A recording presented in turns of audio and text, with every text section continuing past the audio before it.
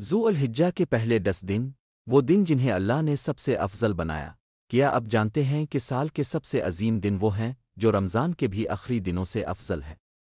یہ دن ہیں ذو الحجہ کے ابتدائی 10 دن، جی ہاں، یہی وہ دن ہیں جن کی قسم خود اللہ تعالیٰ نے قرآن میں کھائی ہے۔ سورہ الفجر آیت 1-2 مفسرین کے مطابق ولی العشر ای سے مراد ذو الحجہ کے ابتدائی 10 دن ہیں۔ ایک اللہ کی قسم، اللہ تعالیٰ جب کسی چیز کی قسم کھائے تو وہ چیز بہت بڑی ہوتی ہے، اور ذو الحجہ کے ان دنوں کی قسم کھائی گئی ہے۔ 2 اعمال کا وزن، نبی کریم صلی اللہ علیہ وآلہ وسلم نے فرمایا، اللہ کے نزدیک ان 10 دنوں میں کیے گئے نیک اعمال باقی دنوں کے اعمال سے زیادہ محبوب ہیں۔ بخاری۔ صحابہ کرام نے پوچھا، رسول اللہ، کیا جہاد بھی نہیں؟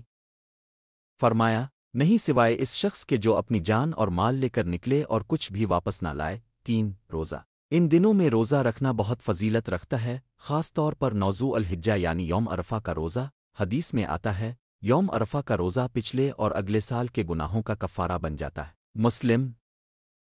4 تکبیرات کا ذکر، ان دنوں میں تکبیر کہنا سنت ہے، خاص طور پر ہر نماز کے بعد۔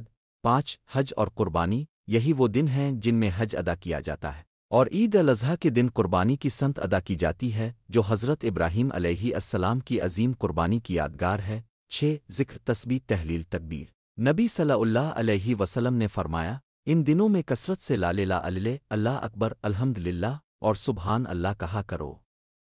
7 عید الاضحیٰ کا دن، 10واں دن عید الاضحیٰ کا ہے جو خوشی، شکر اور اللہ کی قربت حاصل کرنے کا دن ہے۔